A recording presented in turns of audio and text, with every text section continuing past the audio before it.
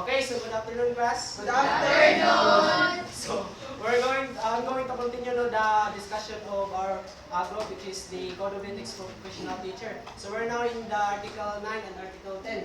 But first, let us all stand up for the prayer. Okay, so let us pray. Our dear and Heavenly Father, thank you for this afternoon, God.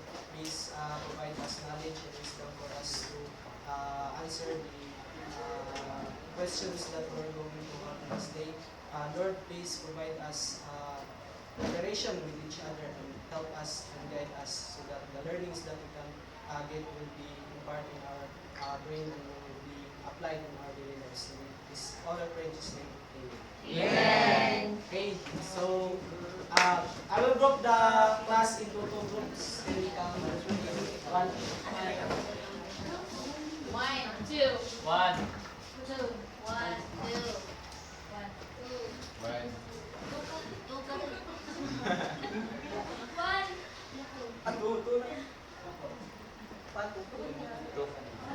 1, 2.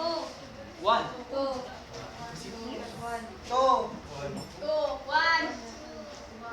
2. Okay, so all the group 1, please come here. Pili na side.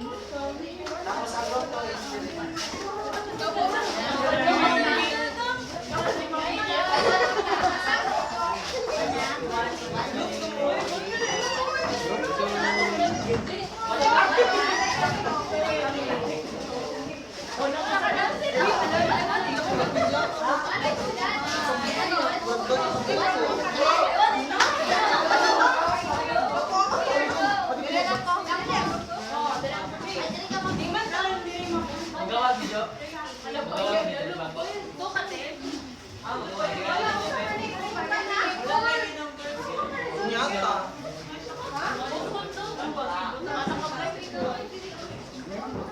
Okay, so can you listen everyone? So this Article 11, Article 9 is all about the teacher and the parents, so collaboration between the teacher and the parents. And the Article 10 is all about the teacher and business.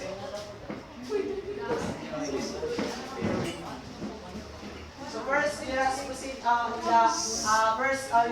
9th article. So 9th article consists of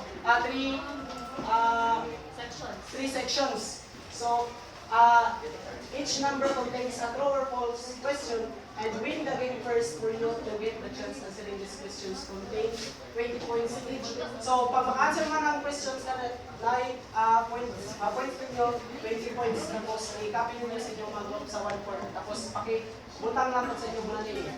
So ang buhato ninyo is magpili mo isa ka representative within your group na mutindog siya dire o mutindog siya dire. Tapos sampungan ang iyahang mata anin. Sampungan ang mata anin. Tapos tuyokon siya ikalima. O to ikalima, ilahang pahintawon ang balon diri ang akong ibutang. Tapos ilahang pabuton gamit ni. Kung kinsa ang makabuto sa balon, siya ang maka-chance na maka-answer.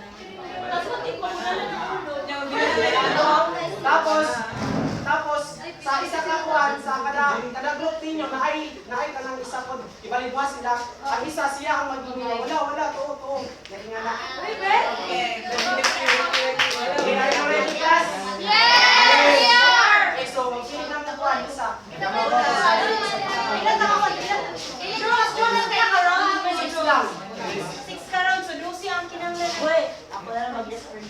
Deo sa mo indog riad sa ang tanong sa napili. Ay, isang nakagunit.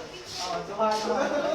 Ay, maklaro ka rin ang mga paper. Kasi na yung kuan. Dami ngalan. Alam mo, nag-repeat mo eh.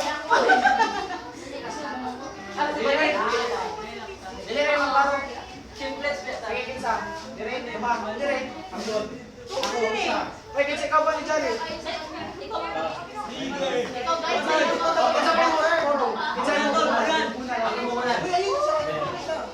Uy, naman na yung tamtak, Johnny. Kanang tamtak sa Ako yung bunan. Tapos, utahin niyo halong matawa.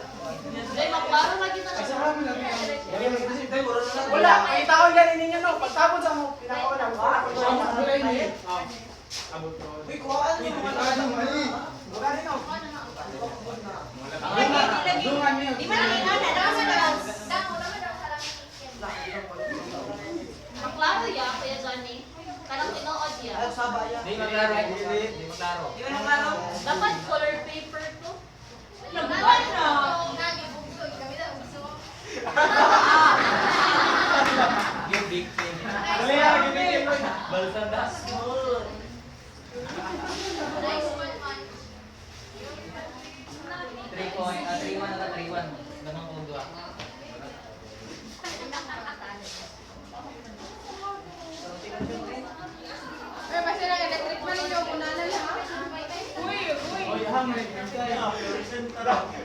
Dati mo po ka dito. Bitaw ako. Ako naman siya. Ako naman siya. Sige na, ikaw na. Ito, Kaya tawag na. Ayaw magtanaw. Lambungan, bro, lambungan. Fuck you. Bukoy na. Ay. Peace. Ikasto. Ikat na doon.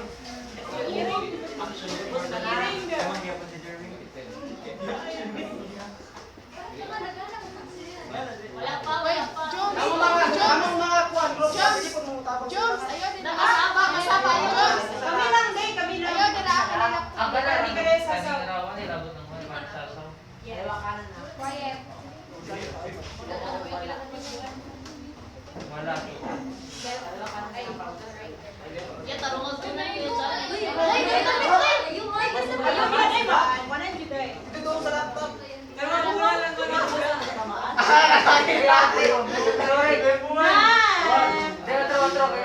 Ayaw nagikuan ang tabon. Larawan yung bunga, bunga lang. Tingin talaga sa board, Jo.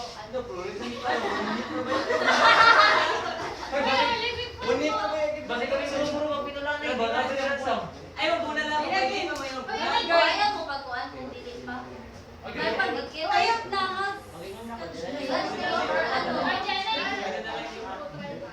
Pasok na board na lang sa Na ako dito sa Sige, ay. Tuyukon pa, tuyukon. Tuyukon pa. Kalima. Send na. Kalima.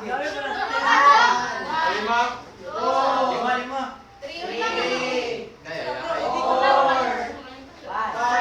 Uy, kalapulog na lang po. Straight.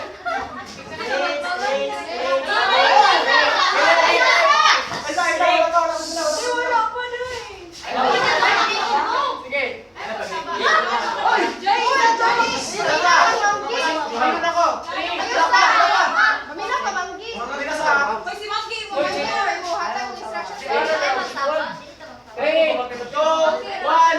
Sige, straight, sige. Oo, kawal, kaliwa, kaliwa, kaliwa, sige. Straight, go, go.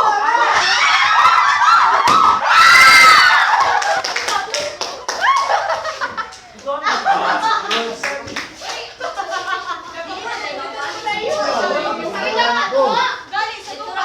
Joy, maklaro kayo sa ID ko. Dili mo klaro. Okay, so Dili, mag-work ko. Sige, kainan pa na to. Right. So, ang question, look to ako ng ang right chance to maka-answer sa question. Lower false one is siya ko. Maintaining a good relationship with parents requires teacher to prioritize their own personal interests over professional obligations. True or false? Pwede mo tawag ang false.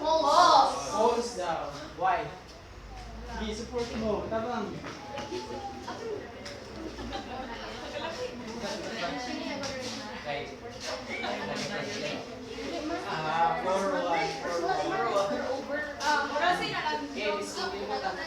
The teacher is a professional, so he or she should be kanang professional or what we call plastic or like set aside the personal feelings when it comes to other person in his or her field. So when in maintaining a good relationship with the parents of the students, the teacher should kanang prioritize his or her professional obligation kasi you need to kanang minsan kasi if personal interest yung pinapairan niya is that maaaring pwede siyang suhulan ng mga parents para maging tumaas yung grado ng kanyang ng particular students in which kung professional obligation siya is that may pag-iisip siya ng objective ang kanyang pag-iisip. So that's dapat professional. Tama. Okay, so the answer of group 1 is correct. Why is false? So based on the Article 9, Section number 1, it stated that every teacher shall establish and maintain cordial relationship with parents and shall conduct himself or herself to merit their confidence, respect. So it is the Section 1 stated that all of us teachers must have a strong communication between the parents of the students kasi hindi lang yung concern natin is how the students shall improve their academic deficiencies but how their parents also can provide help to the students na sila din mismo sa kanilang sarili is makatulong din sila sa kanilang mga kabataan, sa kanilang mga anak. Kasi nga in the school, hindi lahat ng oras ng teacher na pagtuturo sa kanilang mga estudyante is good for the students to kanang learn talaga. Kasi ang kadalasan or minsan sa paaralan sa bahay nila mas nadadagdagan yung mga learnings nila kapag nagko-cooperate rin yung mga parents natin na tinatanong yung mga background nila, tinatanong yung kumusta na yung academic capabilities mo, kumusta na yung improvement mo sa school, okay lang ba? So we must cooperate also with the parents for us teachers to ensure that our students shall improve their academic performance. So the second game. So kinsa na mo ang Wala makita ka ba dito ta lang yung video. Iposa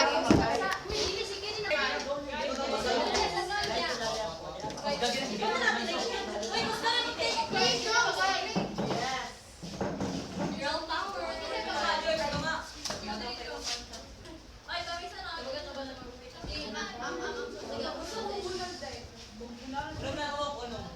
Ay, kami sa na. Ako kanina ka. I-play na ni mo, Joms. Dili pa klaro eh.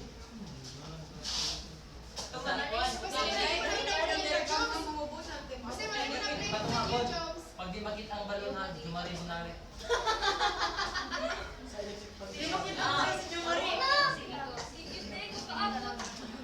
Just Ikaw sila dumapit para. Pakikunan, tuyo ko na. Tuyo ka.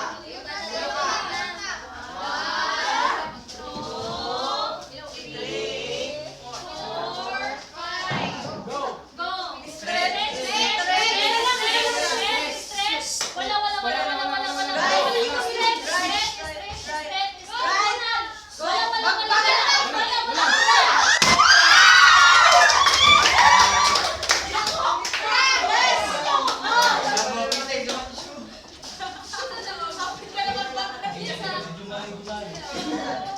Kinsa na man, sir? It's your chance to answer. Gamay na lagi ko lang. So here's your question. When communicating with parents about students' progress and deficiencies, teachers must always prioritize maintaining positive relationship with parents over addressing any issues that need improvement.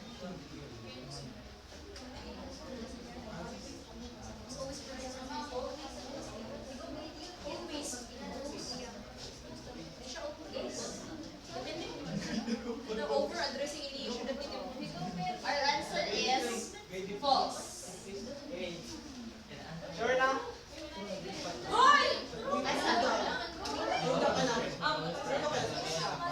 So wala ko nagkuha. Ano? Over-addressing any issue that needs improvement. Gusto niya Mamali na din.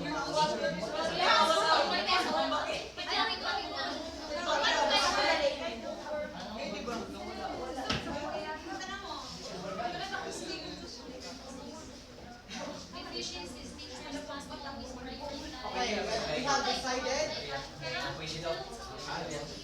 So, our decision is final.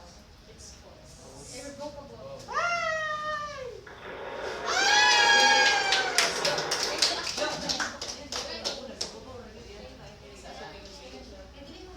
Correct. So your answer is wrong.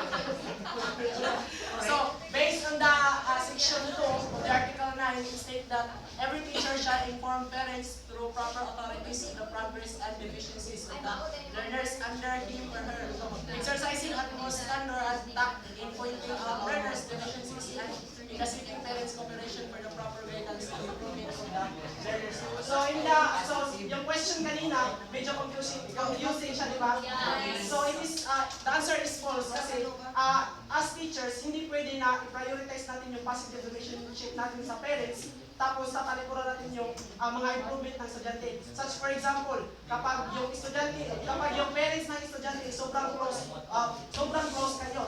Tapos kapag alam mo na kapag sinabihan mo yung parents niya na ganito yung anak ko, hindi siya makinig, natatakot ka na baka masira yung relationship ng dalawa. So hindi yan dapat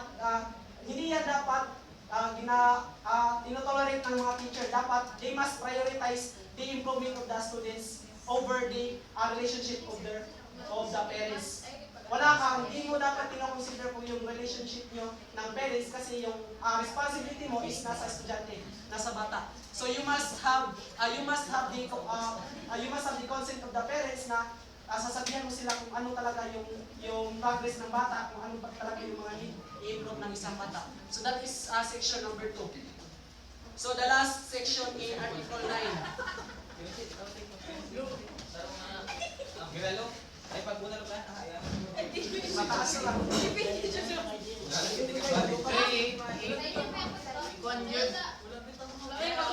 Isang COVID sa silin ba? Hindi mo abot. Kaya nagwa mga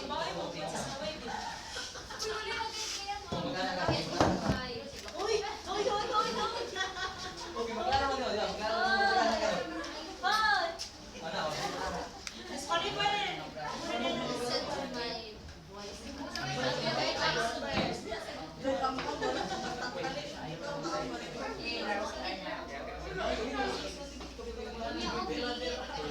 Jones, pagsabay ko Pabor din mo, ah?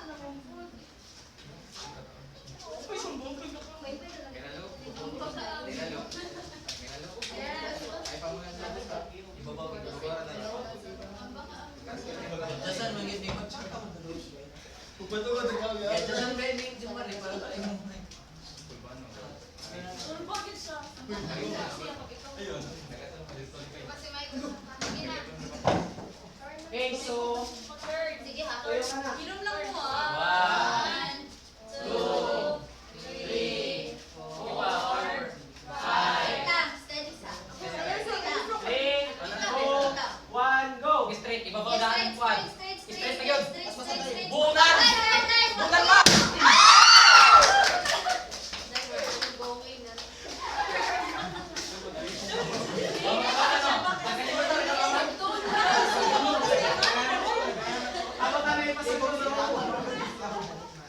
Okay, so the group 1 will have the chance to answer the last section of Kaya kung yan, Article 9. Okay, so kita lang to. Meron na. A teacher should listen to complaints without allowing them to influence their judgment. A teacher should listen to and understand parents' complaints without allowing them to influence their judgment.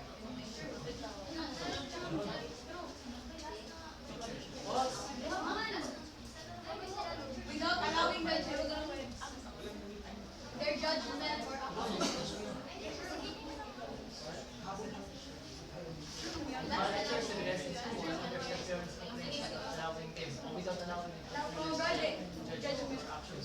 Okay, so ano na?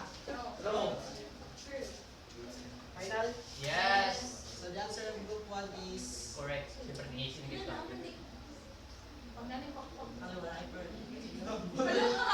Mali! True, sakto. Okay, so the answer of group 1 is correct. So based on the last section of Article 9, the section 3 states that a teacher shall hear parents' complaints with sympathy and understanding and shall discourage unfair criticism. So we teacher, we must also accept complaints from the parents of the students about how we can handle our children or how we can handle the students in our class. Such as for example, may mga teachers kasi na yung pamamalakad nila is medyo parang nakakasobra na, which is in the part of sa kanang bata, murag nakaka-insulto na bitaw. So we must accept also the complaint of the teacher, parents, because sometimes us as a teacher, may mga teacher kasi na nangingibabaw yung kanilang parang feeling nila nasa kanila na lahat ng diba? So we as a teacher, we must also accept complaint from the parents para alam natin na sumobra na pala ako. dapat ko pala itong babaan. So, parehas ng may mga situation na yung mga teacher is yung mga salita niya or yung mga act niya sa students niya is nakakasobra na, which is nakakasakit na. So, in this section, it's stated that we must accept complaint from the parent na, teacher, pwede bang ganito, ganyan na lang, wag na lang natin ilagay sa ganito. So, we must accept that, but we must ensure na yung curriculum o yung mga strategy na binibigay ng school is nasusunod pa rin natin, even though we cannot accept complaint from the parents. So that's all for the Article 9. So next is we're going to have the Article 10, which is the teacher and the business. So mayroon din itong tatlong section. So another representative naman. Go, Jay!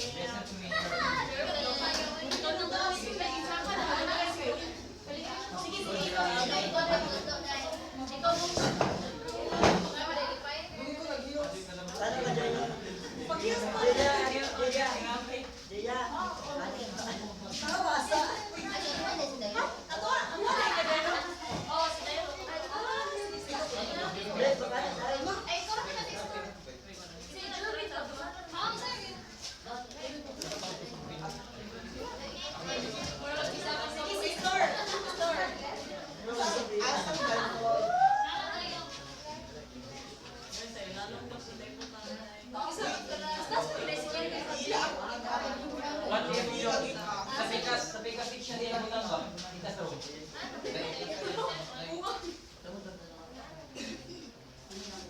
Ay, pagbalikan mo sa Shinday.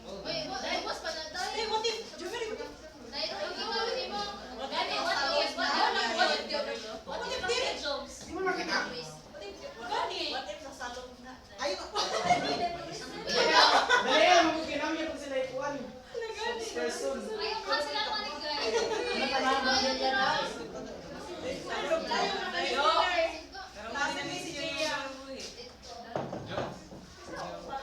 Dayo. Di ka kay balon tayo. Wala, sabutan. Nay, o nay, sabutan na ni Kenny. Kami meron sabot si Istora dira ba? Ito kaya hanipot na.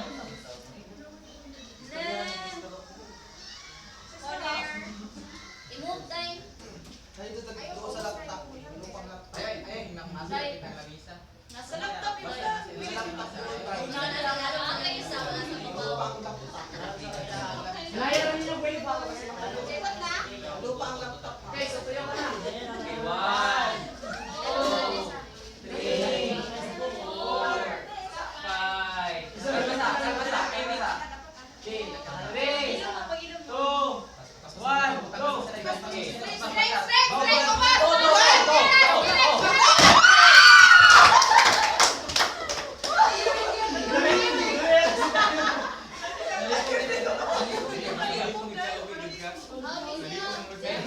Okay, so after ito, we'll have the chance to answer the first section of our Okay, so a teacher should always prioritize the professional obligations over any outside income opportunities. True or false? True. True, final? Yes. Ready? Dali. Okay. So the answer of Bruto is Correct. wrong. Wrong. So the points will be Uy, ano ko sa'yo na na coins? naging okay na. Naging kundi ay? Kung mapel ninyo ang points will be shifted to the other way. Ay, naman. So why? Wala kung confused, hindi mo why. So based on section 1, a teacher has the right to engage directly or indirectly in legitimate income generating sectors, provided that it must not affect his or her work as a teacher.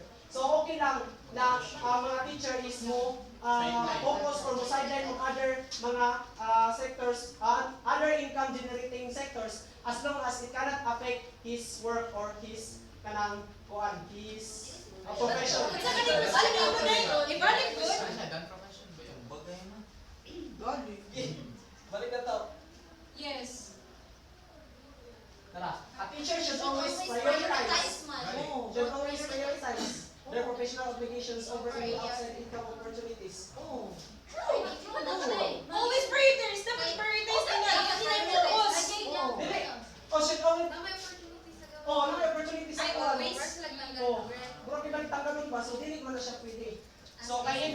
though a teacher ka, even though a teacher ka, dili ka ginabawalan na mag-engage og lain in Ay, pwede man tayo ka mag-business. Oh, pwede ka mag-business outside. Pwede ka mag-apply ng other mga kuwan. So that is article, that is section 1. That is why makakita mo mga teacher karon na nasa nagpapalitan ng mga organization, mga income generating businesses because in one, hindi na taas decision. So, next.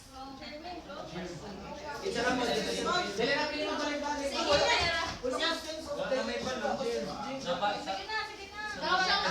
Napay duha.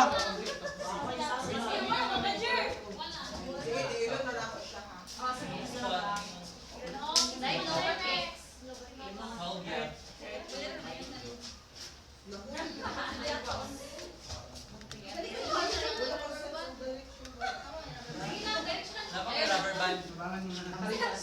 Sa bag, Joy. Kinadakpan. Dakat, amang, compartment na gamay.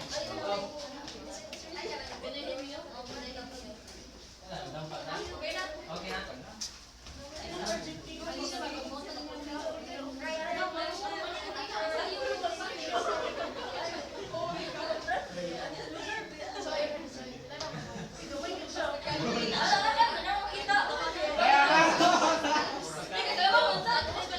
Dili.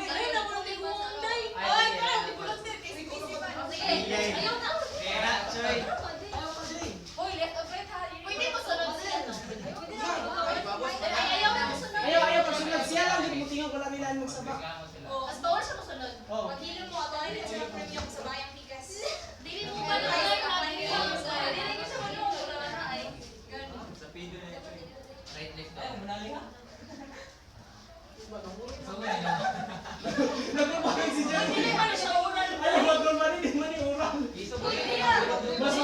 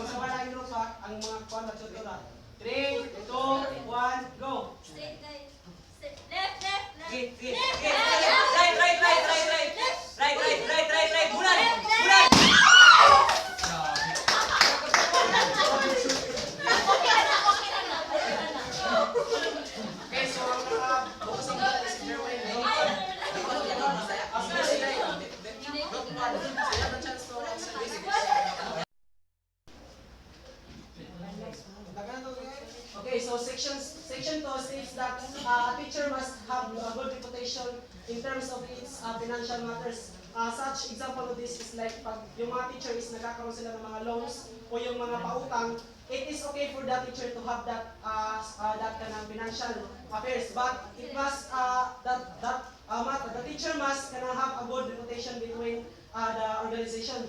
Dapat kung oras, example yung pabayaran nyo is ngayon karon jud siya nga bulan, dapat within karon nga bulan makabayad jud ka, or dili nimo siya pwede pasunod na lang, dili ka pwede nga kanang dili ka makabayad sa timbayad, because it is kuan kanang nagapakita ni siya sa kanang integrity o kanang kuan sa reputation sa teacher, which is teacher ka, dapat responsible ka sa mga imong kanang ginautangan o imong mga other financial affairs. So it is stated in section 2 that it is okay for us to have, it is okay for the teacher to have loans and debts, but it shall maintain its good reputation within it.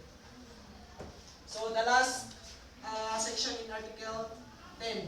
Next player. Last na lang is niya. Go, Rana. Isa.